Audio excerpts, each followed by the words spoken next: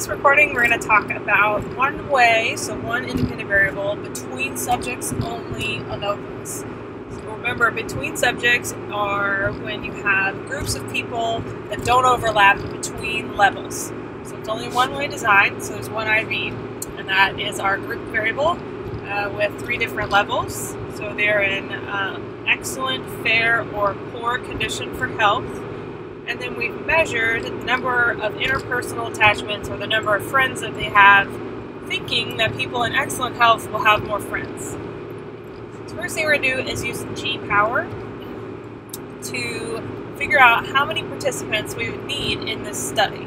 Okay, so g-power lets me calculate the number of people I need, or power, but generally what we're doing is calculating the number of subjects we need in this study. So for a between subjects one-way design, what you'll do is you'll go down to test family and change that from T to F. And so all of these tests are going to be F tests because they're part of the ANOVA family. Then under statistical test, it starts as ANCOVA, but we want to change that to ANOVA, fixed effects, omnibus, which means overall test, and one-way. So this is the one I said that should be labeled between subjects one-way designs only. So this is the only time you'll use this one. So between subjects for one IV. Always leave a priori here because we're computing the sample size. And then I'm going to move this over. What I'm thinking about doing is I could use this medium effect size for F because that's auto-filled in for me. But if I knew an exact effect size, I could hit determine. And then either type in the means, which is kind of slow, or I can pull down this effect size for means box and click effect size for variance, and then pick direct. So direct is where I can enter partial eta squared, and so let's enter a medium effect size for partial eta squared, which is 0.09, and hit calculate and transfer to main. So auto fills in this F here, so it translates from the thing we use all the time to Cohen's F, which is just another type of effect size that's not super popular in psychology. For alpha, we want to leave that as 0.05 because that's our type 1 error rate that we have all kind of agreed upon. For beta here, or power, we want to change that to 0.80. And that's just an agreed upon number that a lot of people use, where they set beta at 20, and so they set power at 80. And that's just really common. And then for number of groups, this should be number of levels. So we have 3 different groups and 3 levels, so I'm going to change it to 3. And then if you're on the Mac, it's way hidden down here, and you hit calculate. And it tells me I need 102 people. And that gives you the numerator and denominator degrees of freedom. And so that tells me that the degrees of freedom is 2, which means it's 3 groups minus 1. And remember, denominator degrees of freedom is the within subjects degrees of freedom, and that's people minus 1 plus people minus 1 plus people minus 1. So it's thinking that we need 102 people, which if you divide that by 3 groups is 34 in each group. And it does assume that you're going to put the same number of people in each group. That doesn't always happen because participants are weird, so you should shoot for 102 because that'll keep the degrees of freedom the same. If I was to change partial eta squared to something larger, so 0.25 is large effect size for eta, and hit calculate, you'll see that it upped the effect size F over here on the left. If I hit calculate down here,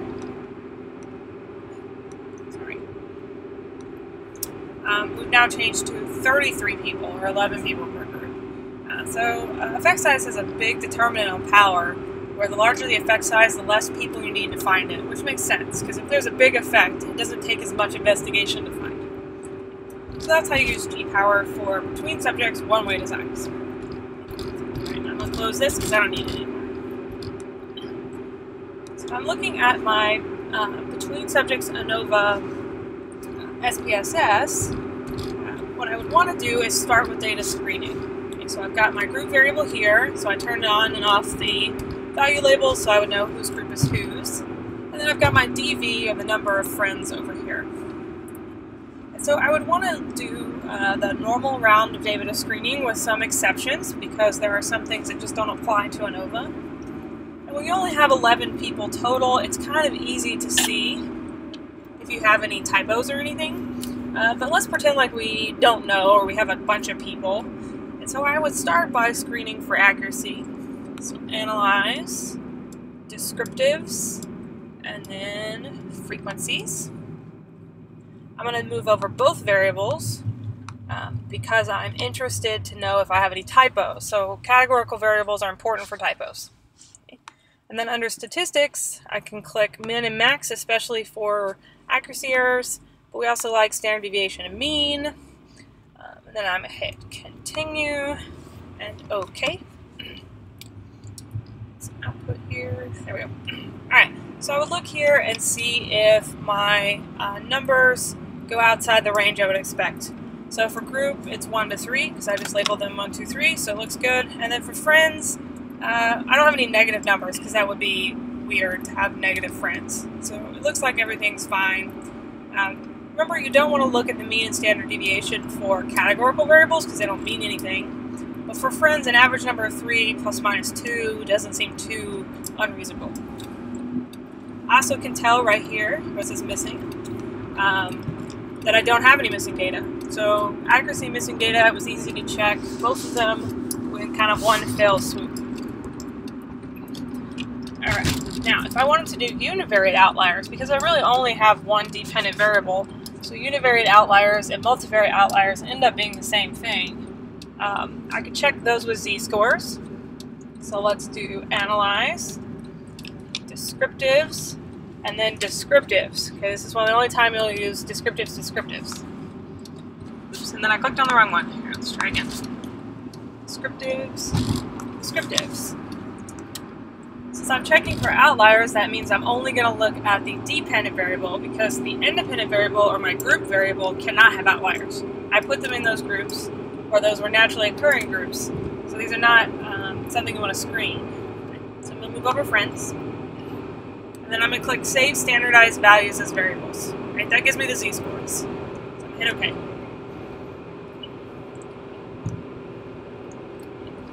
Now let's go back to the data, which you can click the little star button. And you'll see that I have a new z-score variable for friends. And you can right-click on a column to sort it. Since I'm on my MacBook, it acts funny sometimes, so I'm going to use Data Sort Cases. Alright, so I've got one person whose z-score is close to the top. They are the top, but they're close to the cutoff score. So the cutoff for z-scores is 3, positive and negative. And then the bottom is not close at all. So I don't have any univariate outliers because this score is not over 3. Okay, and the other thing we're going to check is for multivariate outliers, and then our normality, linearity, and homogeneity. So I can check for univariate normality, that was actually in the notes here. So analyze, descriptives, and then you can do it in descriptives or frequencies, either way. So take out my group variable. And then under statistics, click skew and kurtosis. If you like to look at the charts a little better, you can click charts and histogram. That'll give me a univariate normality chart. And okay. Really, I'm most interested in my skew and kurtosis. So here's skew, and it's 1.09, so I'm good because it's less than 3. And then kurtosis 2.27. Also less than 3, so my univariate normality is alright. And then I can look at this histogram. That's like one of the most normal things that you'll see. We got this one dude out here, but you always have this one dude out here. So it's pretty good. Okay, so let's try the multivariate versions now, where we can get it all at once with our fake regression. So to do that, the first thing I have to do is create myself a random variable. So I'm going to transform and then compute. We'll call it something fun, like random. Over here under function group, if you hit R, you'll get down to random numbers faster. And I'm going to use RV chi-square. I picked 7 because we like 7. And then hit OK. So what that does is it makes me my not quite so random variable out here. And then now I'm going to run the fake regression. So analyze, regression, linear. Your random variable always goes in the dependence box. And then I only have one variable, and it's going to go in my independence box. So I only have one DV, and so I'm just going to screen friends here. Under plots, put C pred in Y, C residual in X, your histogram, and your normal probability plot. Hit continue. Under save, click Mahalanobis. And then hit continue. And OK.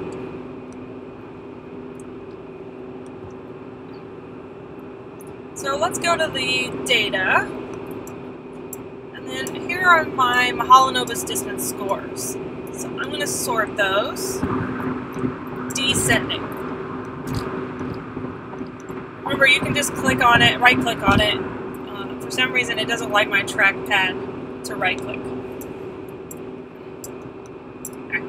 So here are my top 2 Mahalanobis scores, and you'll see that that's also the top 2 z-scores, so it matches. And the good thing about Mahalanobis is it's all positive, so that makes that a little easier. But I would need a good cutoff score.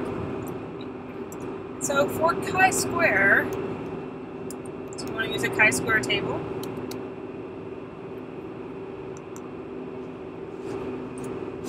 1 degree of freedom, the cutoff score is here. It's 10.83.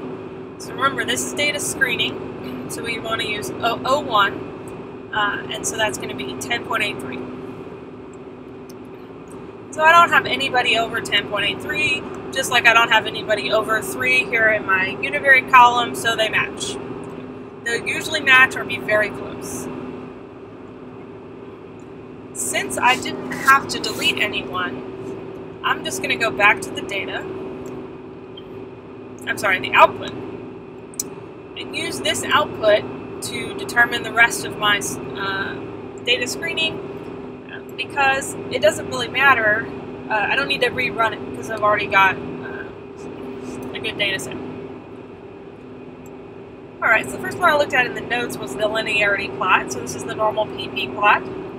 And most of the dots are pretty close. When you have a small number of people, it's going to look kind of wonky because you don't have enough people to really make it look like it's close on the line. But they're pretty close to the line, so I would say this is okay.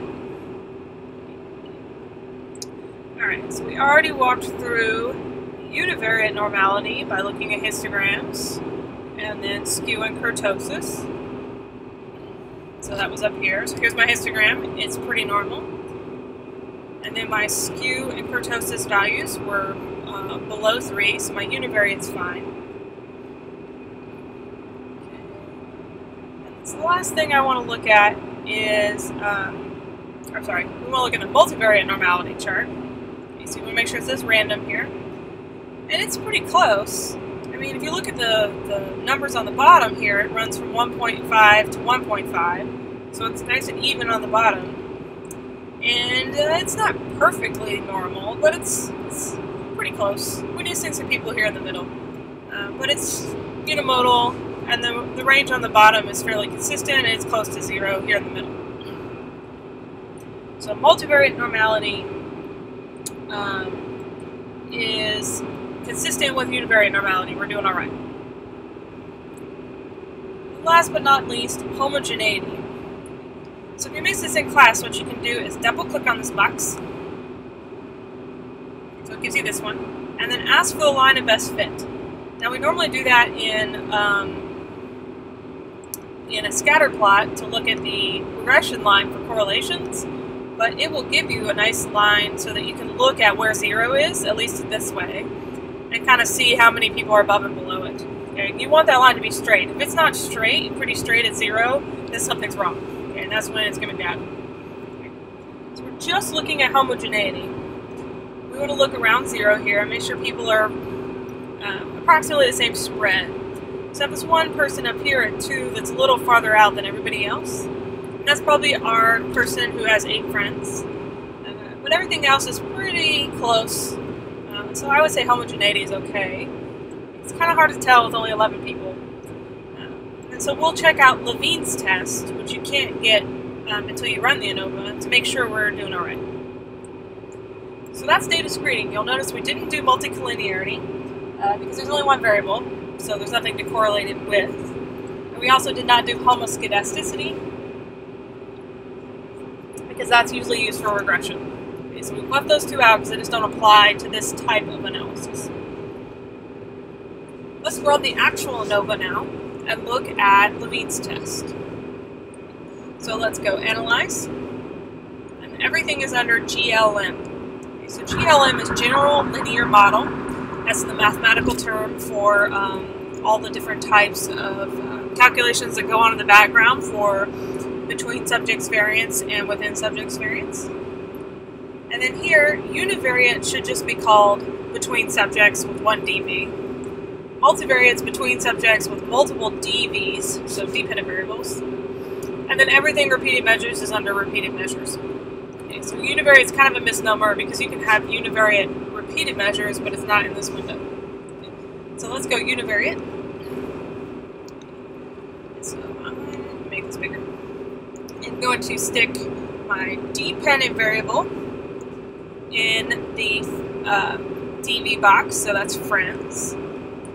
And then my group variable into fixed factor. Okay, don't put it in random and don't put it in covariate. We'll use covariate when we talk about ANCOVA. Random factors we aren't going to do. If you aren't sure which is which, fixed factor has to be fixed. So it has to be a group variable or a categorical variable. If you run it backwards, believe me, in the output you will be confused. So that might be a good sign you've done it backwards. It has to be categorical here under fixed factor. So under options, we're going to move over group and then give it to display means so that we can get the means and standard error as well as the means and standard deviation. So hit descriptive statistics to get that. Estimates of effect size gives you eta squared, which you want, so you don't have to calculate it. And homogeneity is Levine's test, which you also want. So we're going to click these 3 no matter what type of ANOVA we run. And if they don't apply, SPSS will just tell you, hey, you shouldn't have done that. And you can go, yeah, that's nice. So hit continue. Now I'm going to click on post hoc. And it won't let me do anything until I move everything over to the right. So I'm going to move over group. And I have lots of different options here. So least significant difference for LSD. So that is a test that doesn't actually really run any type of correction. There's Bonferroni and Siddock, which are very similar to each other, which corrects on your alpha level, so it changes that 0.05 thing.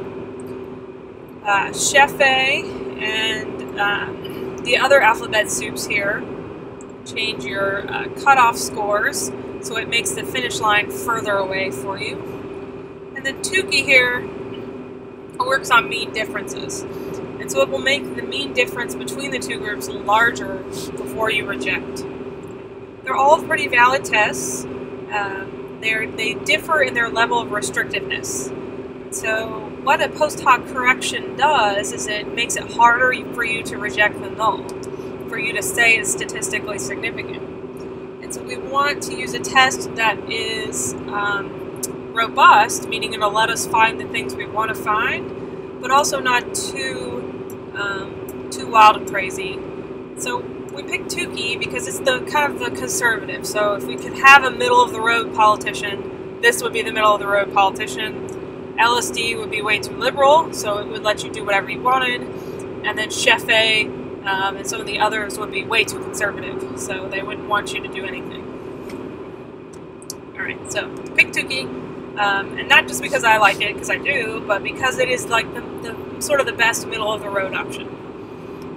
Hit continue, and now we should be able to hit OK. So the first box it gives you, it tells you each group number that you just assigned to it and the labels. So always include these labels. Those value labels, and like I said at the beginning of this semester, it seems kind of tedious, but here they are in the output, useful for you. So be sure to include them. It tells you how many people were in each group, so you can kind of check, make sure you've done everything okay. The second box tells me my descriptive, so here are my means and standard deviations. So when we go to calculate the effect sizes for mote, we'll be able to use this if you want, this box, because it's got N. Super important to have N over here. This very next one is our useful one. So we're wanting to check and make sure homogeneity is okay. And if you weren't super comfortable with the residual plots, you can get a hard and fast rule, which is Levine's. Okay, so what we want to do here is look at SIG, so right here. And this is weird because it's data screening still, even though we've run the test already. And so you do not want it to be less than 001. Okay, so we don't want less than 001. So this is what we've called the new kids on the block rule. So we don't want it to be 000 or 000. Okay, so no 000. That is bad for you. Ours is above that, so we're good. So all of our assumptions check out. Our test looks like it ran okay, so I'm going to go ahead and look at the ANOVA. This is the ANOVA box. This is where all the work comes in and tells me if my test was significant. So, you know, when you're analyzing your thesis or a project, this is the box that tells you if you've wasted all of your time or if things worked out. But it's got a lot of crap in it. So you want to ignore the first two lines where it says corrected model and then intercept. Those are for some other types of fancy math that you don't care about. Okay. You want to look at where it says group. Okay, it says group here because that's what I called my variable. So it's going to stick the value label or the variable name here. So if I had called it health, that probably would have been a little better. So that's the one I want to use. This first column is type 3 sum of squares. So this is where it's calculating between subjects and within subjects variance.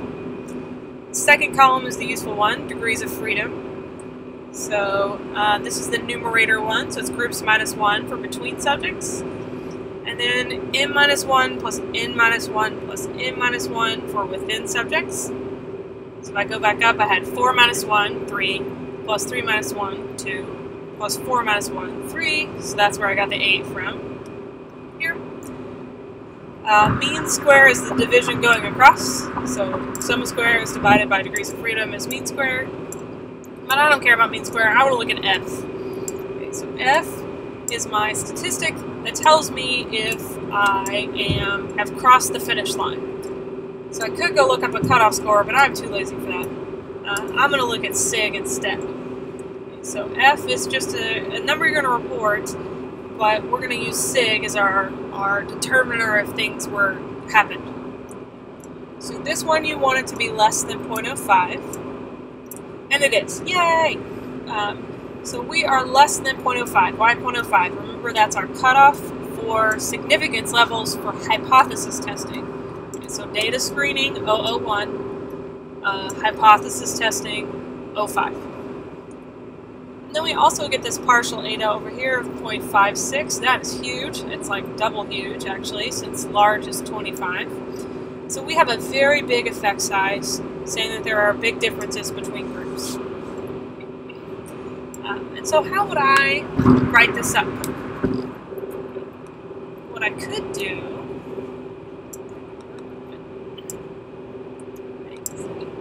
put this over here, is I'm going to take my F value, and so it's degrees of freedom between, comma, degrees of freedom within, and then that's going to be equal to whatever F is. Then I want to do P equals my SIG value column, then eta squared is going to be where it says partial eta. It always says partial no matter what. So in this example, that's going to be F with 2 and 8.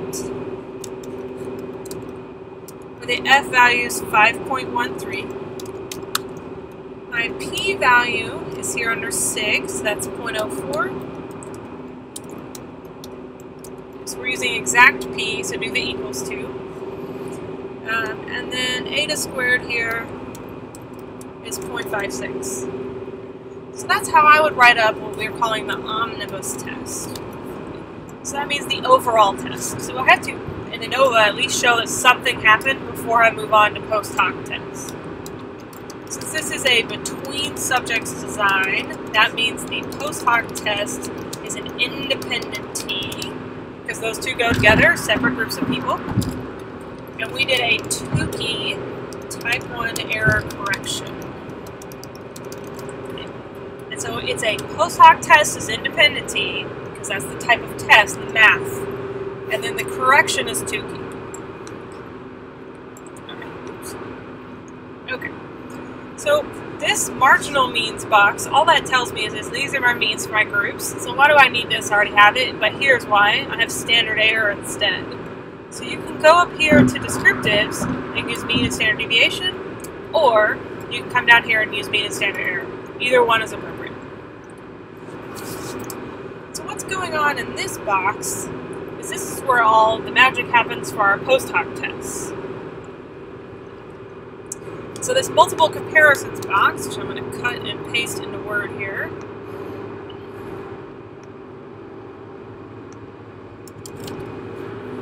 tells me all the different combinations of my groups in two-way comparisons.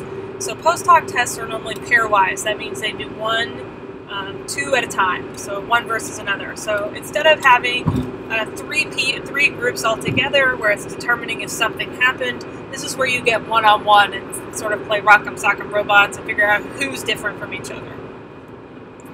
So my suggestion in class was to always make some tables.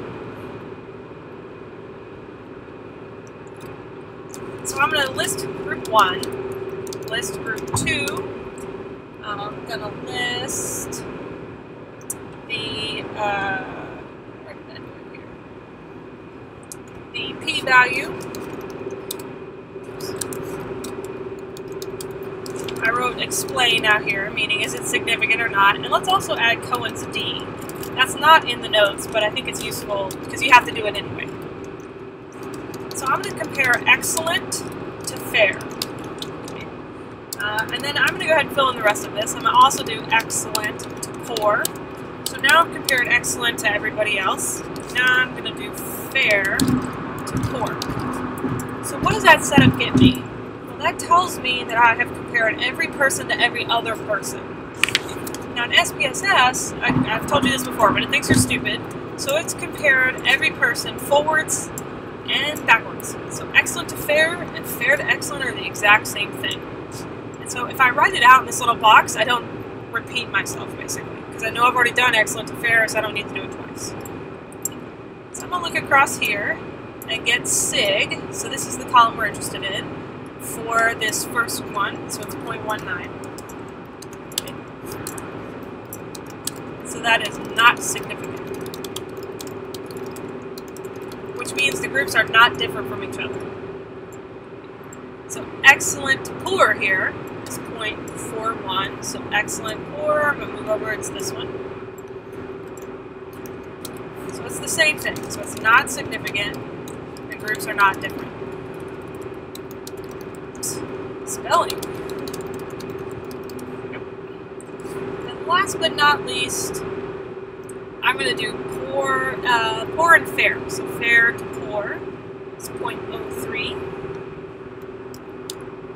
And that one is significant. Groups are different. So to determine exactly how things are different, like, okay, so I now know who's different, so this fair to poor is the one creating the difference for us. That's what made the omnibus test significant. I go back to my SPSS output and pull out this descriptives box. Like I said, you can use either one, but I like this one because it has in it. Stick that here for a second. So, move this down so we can see it all on the same page. There we go. Okay. So excellent had a mean of 3.0, a standard deviation of 0.82, okay, and n was 4. that'll help me here in just a second. You'll see why I'm doing that. The fair group has a mean of 5.33, standard deviation of 2.52, and an N of 3.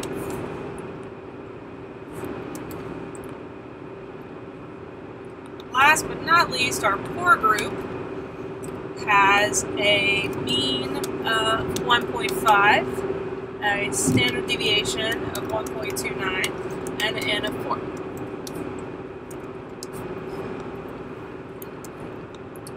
And so if you asked me what happened in the study, I could look at these means and tell you that the excellent and the fair group had approximately the same number of friends because it is not significant. So 3 and 5.3 are the same number.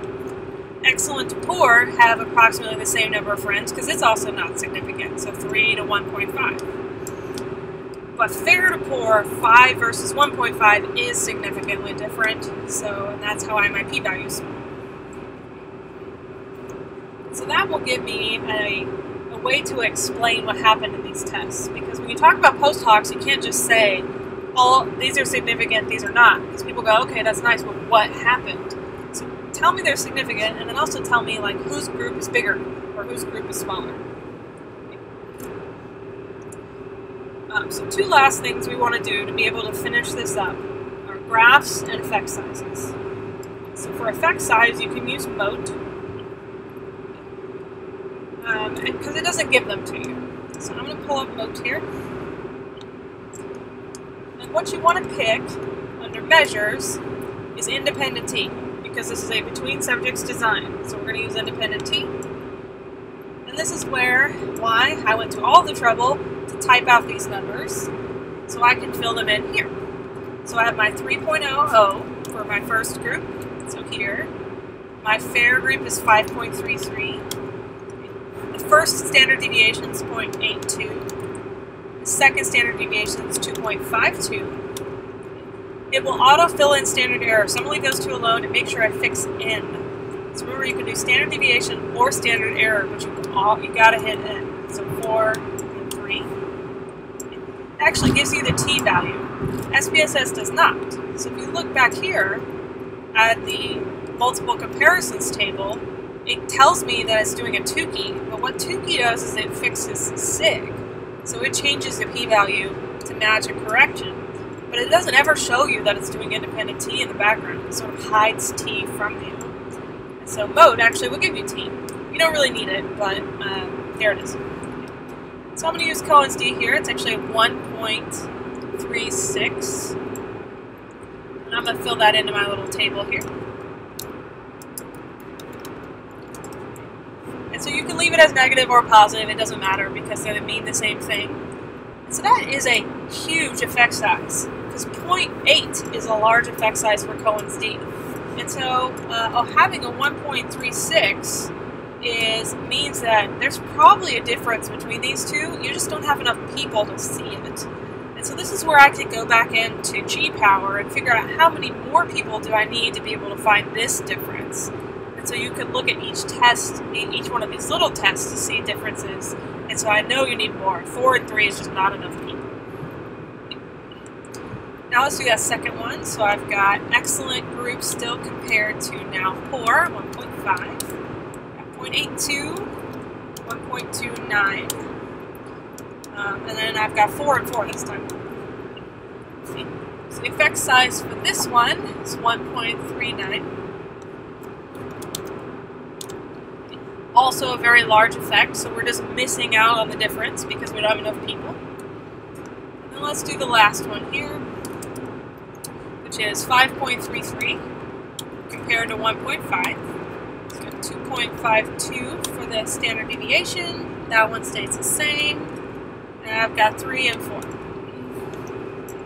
The effect size for that one's 2.04. So a very big effect.